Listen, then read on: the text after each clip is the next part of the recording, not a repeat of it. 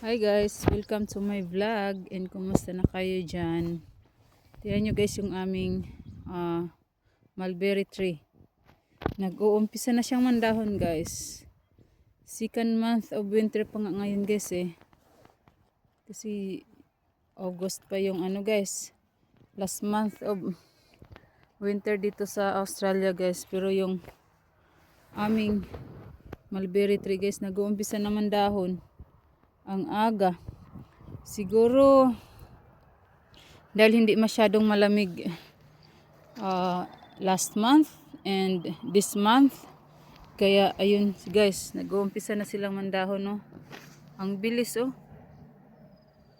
by guys, by September mamumunga na to guys. Kasi pag bumuskad na yung bulaklak nila guys, ayun, mag-uumpisa na rin silang mamumunga. Grabe, na-amaze ako guys. Tingnan nyo guys ang dami talaga nag-uumpisa na talagang mamumulaklak siya. Tingnan guys. Nakakatuwa. Nakakatuwa siya guys.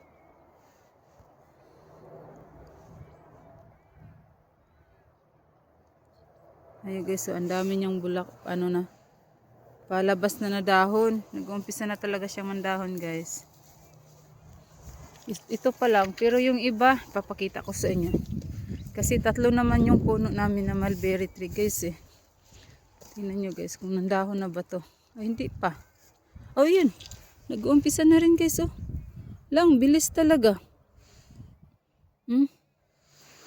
Yun. Ang bilis niya talaga magdahon. Nakakatuwa, nandahon na. Ayan guys. Ayan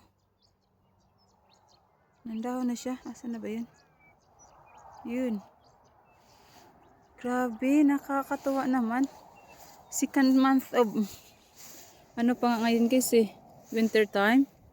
Dito sa Australia, nag-uumpisa na silang mandahon.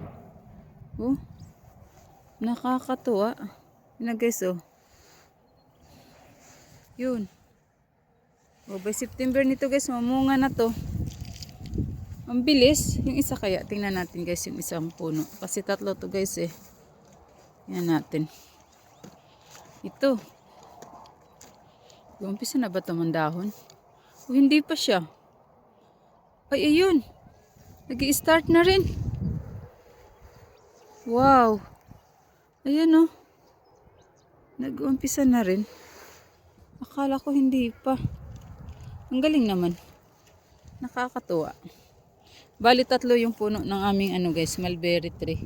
Kaso ito ibang variety siya guys. Mas malaki yung size ng bunga nito kaysa doon sa isa. Ito pahaba yung bunga niya guys. Itong puno na to. Ayan guys Yun. Pahaba yung bunga nito. Tapos yung isa naman, yung andoon. Yung andoon guys. Yung tawag din maliliit yung bunga nun. Dwarf ba? Ganyan. Kaya yun lang guys. Thank you for watching and please subscribe my channel. Bye bye.